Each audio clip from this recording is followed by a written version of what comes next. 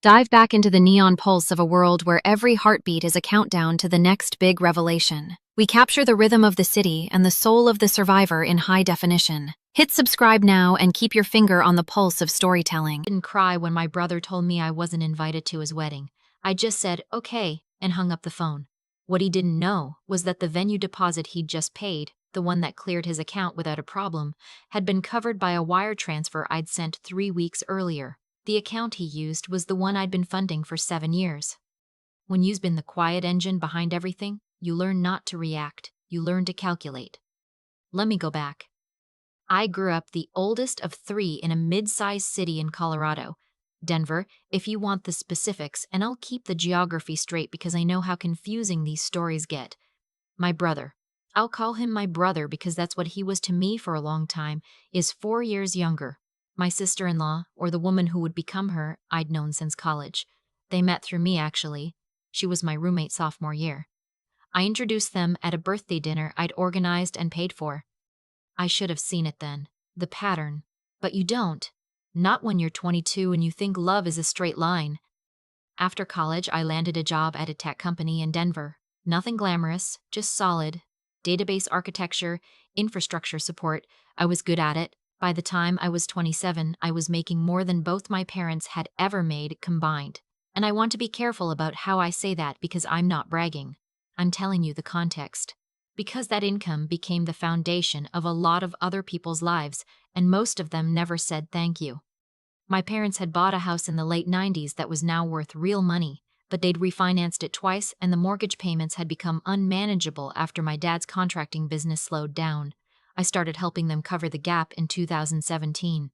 Just $300 a month at first, then $500, then somewhere around 2020, I was sending them $1,200 a month and had quietly paid off a second lien on the property that they didn't even know I knew about. I found out when I helped my mom set up an online banking portal one Christmas and saw the statement. I didn't say anything. I just called the lender the following week and set up a payment plan in my name. That's the kind of thing I did, quietly, without fanfare. Because I told myself that's what family does. My brother never contributed. He'd had a series of jobs, sales, property management, some kind of fitness app that never launched, and he always had a reason why this wasn't the right time, why he was building toward something, why the timing was off. My parents never pressured him. They pressured me sometimes, but not about money, about coming home more, about being more present, about how he needed support right now and couldn't I just be understanding. I was always understanding. When he announced the engagement, I was genuinely happy for him. His girlfriend, my old roommate, was someone I liked. We weren't close anymore the way we'd been at 20, but I held no bitterness about that. People grow apart. I was happy to think she'd be family in a real way now.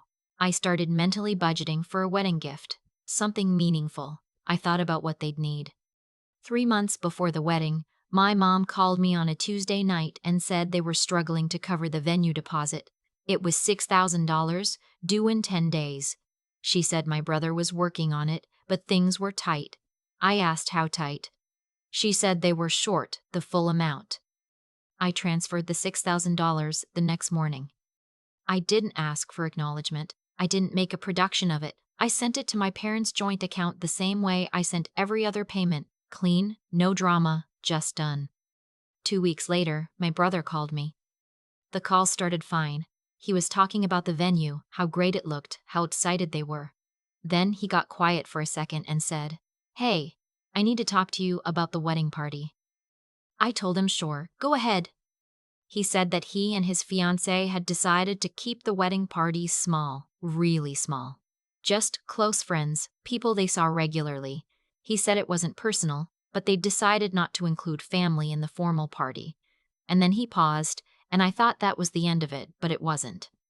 He said, "Actually, I also wanted to let you know the ceremony and reception are going to be pretty intimate. We're keeping the guest list tight, and with everything going on with seating and the venue layout." I finished the sentence for him in my head a full 5 seconds before he said it out loud. "We're not going to be able to have you there." I did not argue. I did not ask why. I said, "Okay," and I hung up the phone. What he did not realize was that the venue deposit he'd used to book that intimate ceremony had come out of an account I had been quietly supplementing for 7 years.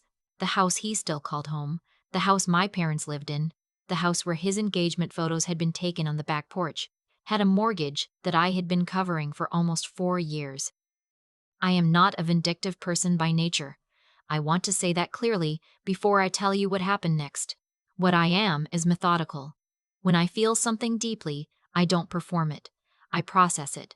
And what I felt that night after that phone call was not rage. It was clarity. I had been operating like a bank that issued loans with no terms, no interest, no repayment schedule, and somehow still got surprised when the borrowers treated the line of credit like a gift. The bank doesn't get invited to the party. The bank just keeps the lights on. I sat down with a spreadsheet that I'd been loosely maintaining for years, not obsessively, just as a habit of organization, and I looked at the numbers. 7 years, roughly $114,000, give or take, when you added up the mortgage contributions, the lien payoff, the venue deposit, the car insurance I'd been folding into my parents' policy since 2019, the dental bill I'd covered for my brother in 2021 that I was told was an emergency. It wasn't a dramatic number in the context of what I earned, but it was mine. And it had built someone else's life while I was quietly not invited to witness it. I didn't make any decisions that night. I closed the spreadsheet and went to bed. The next morning, I called my financial advisor and we had a long conversation about restructuring my contributions and setting up a more formal framework for any future family support. Not because I planned to continue, but because she had advised me before that informal transfers of this size could have tax and estate implications I hadn't fully thought through. She was calm and professional, and she did not say, "I told you so," even though she had, twice. Then I called my bank and spoke to someone about the account structure I'd been using for the family contributions. I asked about the process for modifying or ending recurring transfers. It was simple. A few clicks, really. I did not end anything that day. I waited. The wedding was in June. I know because my mother texted me the date, not to invite me, but because she wanted to let me know she'd be out of town and wouldn't be available that weekend. A purely logistical text, no mention of the conversation I'd had with my brother, no acknowledgement that anything unusual had occurred. I responded, "Have a great time." I meant it, in a strange way. I wanted them to have a great time. I wanted the venue to be beautiful, and the food to be good, and the photographs to come out exactly the way they'd planned. I wanted all of it to go perfectly, because what I had decided was that it would be the last thing I paid for. 2 days after the wedding, I stopped the mortgage contribution. Not a dramatic cancellation. I simply did not initiate the transfer that month. The following month, I did not initiate it again. I also quietly removed myself from the car insurance policy, which required a call to the insurer and a minor adjustment that would show up on the next billing cycle. I did not tell anyone I had done any of this. The account I'd been using for the contributions I restructured. The money didn't disappear. I redirected it into a separate savings vehicle I'd been meaning to fund for 2 years. Methodical. Clean. No confrontation. I want to be honest about the dental bill. I did not seek repayment. I let that go. I let go of a lot of things. For 6 weeks, nothing happened. I went to work. I had dinner with friends. I started running again, which I hadn't done consistently since before the pandemic. The absence of the contributions barely registered in my daily life, which told me something I should have understood a long time ago about how quietly I had been carrying something heavy. Then my mother called. It was a Thursday morning. I was making coffee. She didn't say hello. She said, "Something is wrong with the mortgage. We got a letter." I asked her what the letter said. She said they were behind. She said the bank was sending a notice about a missed payment. She said she didn't understand because they'd been current for years. Everything had been fine, and now suddenly in the last 2 months, I heard her voice tighten. The payments just stopped. I said, "I know." Silence. "What do you mean, you know?" I told her calmly that for the past 7 years I had been making up the gap between what they owed and what they could cover. I told her the amount. I told her the total. I watched the silence stretch on the other end of the line until it became something thick and shapeless. She said, "Why didn't you tell us?" I said, "Because every time I mentioned money, you told me not to make everything about money." Another silence. Then, "This isn't the time to bring up old arguments. We need to figure out the mortgage. Can you just handle it this month while we sort things out?" I told her I would think about it and that I'd be in touch. Then I said goodbye and I ended the call. I want to tell you what that felt like because I think this is the part of the story that sounds cold from the outside. People here, she hung up and didn't pay the mortgage, and they picture someone sitting in a leather chair somewhere, satisfied, running numbers on a calculator. That's not what I was doing. I was standing in my kitchen in socks, holding a coffee mug that had gone cold, crying quietly into the kind of silence that only happens when you finally understand what you've been participating in. I wasn't punishing anyone, I was finally treating myself like someone who deserved consideration too. My brother called that evening. He didn't start with the mortgage. He started with, "Mom's really upset." I told him I understood. He said, "This is really bad timing, you know. We just got back from the honeymoon. We shouldn't have to deal with this right now." I said, "I know. I'm sorry you're dealing with it." He heard something in my voice and shifted. He said, "Are you seriously going to let them lose the house over this?" I said, "I didn't put the house in that position. I removed myself from a position I've been holding for 7 years without being asked, without being acknowledged, and without being invited to the celebration that was partially funded by the same money." He went quiet. Then he said, "And I want to be accurate here because I've thought about this sentence many times since. You always have to make everything about you." I said, "Okay." And then I said, "I love you. I hope the honeymoon was everything you wanted." And I hung up. I did not block anyone. I want to be clear about that because I think there's a version of this story where the ending is some dramatic unfriend and block finale, and that's not what happened. I didn't need to block anyone. I just stopped being available in the way I had been. What I did do the following week was speak to a real estate attorney about the property. Because here's the thing no one in my family had ever thought to mention, or perhaps had never thought at all.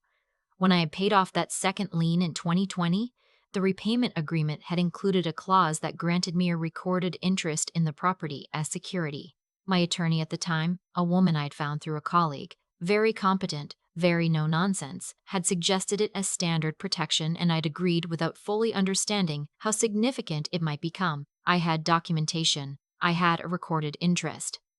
I wasn't going to use it to take the house. I want to be very clear about that. That was never the goal. The goal had never been to hurt anyone.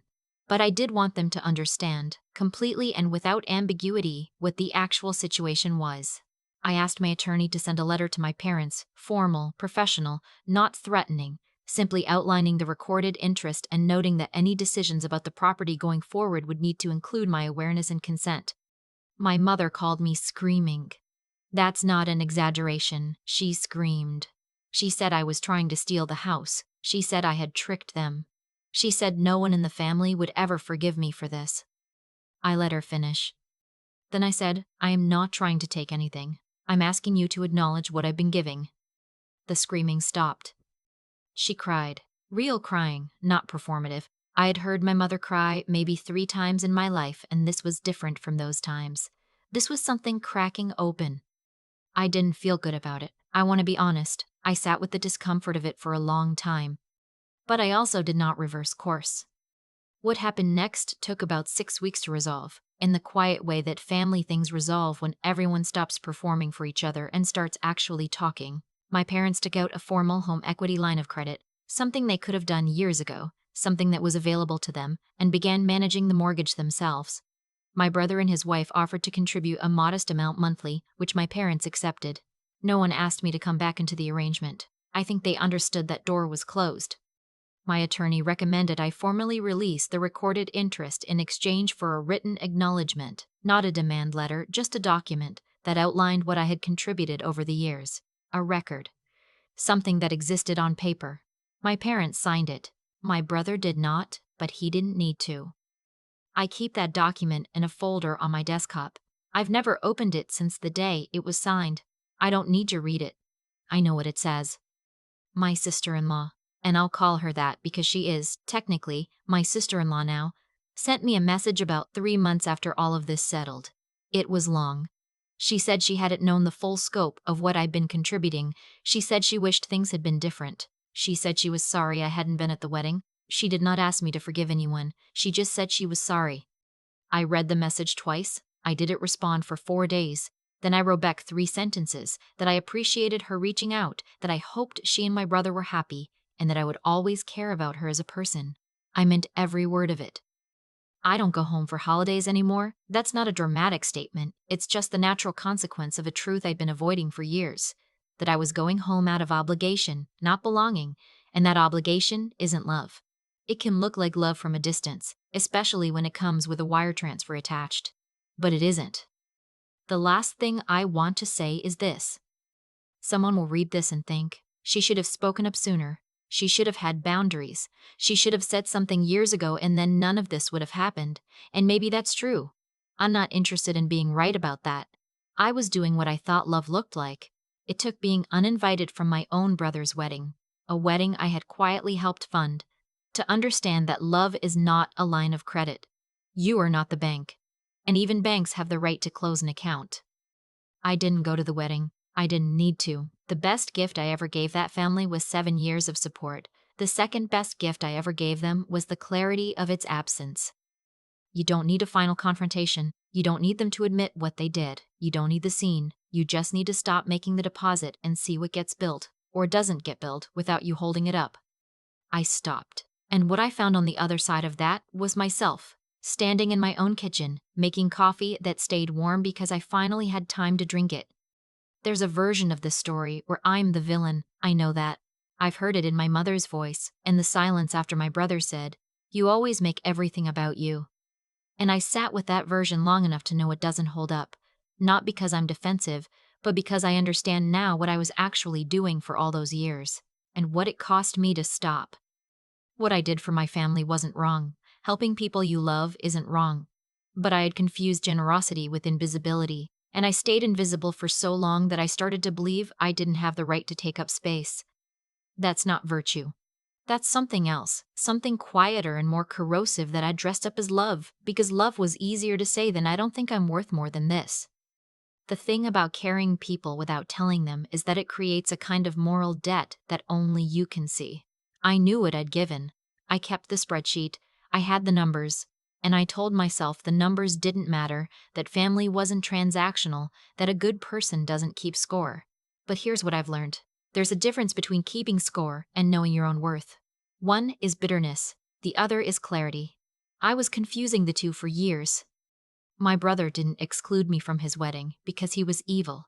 He did it because I had never once made him reckon with what my presence and my absence actually meant. I had been so consistent, so quiet, so reliable in my giving that I had trained everyone around me to treat my contributions as weather. Just something that happened, not something anyone caused or could stop. And when the weather changed, they called it a disaster. But it wasn't a disaster. It was just me, finally standing still and letting the clouds be someone else's problem. What I wish I had understood earlier is that real integrity, the kind that holds up under pressure, requires you to be honest, not just with other people, but with yourself. I told myself I was fine. I told myself it didn't hurt to be left out. I told myself that being the one who gives without asking is a kind of strength. But there's no strength in silence that eats you from the inside. There's only delayed reckoning. The intelligence I'm most proud of isn't the spreadsheet or the recorded lien or the attorney's letter. It's the moment I looked at my own life and asked, what am I actually building here? 7 years of contributions, a mortgage I didn't own, a wedding I funded and wasn't invited to. At some point, the numbers stop being about money and start being about identity. Who are you when the giving stops? I found out. I'm someone who drinks her coffee warm, someone who runs again, someone who made a hard call and didn't fall apart afterward. And the discipline it took to not call back, to not reverse course when my mother cried, to hold the boundary not out of anger, but out of self-respect. That was the hardest thing I've ever done quietly. Anyone can flip a table. It takes something steadier to simply not refill it. I don't hate my family. I think they did what people do when someone makes herself small enough to step over. They stepped over her. The lesson I carry isn't about them. It's about me, about what I let happen and why, and what it means to finally stop. You don't get a trophy for realizing you're worth late, but you do get your life back, and that turns out to be enough.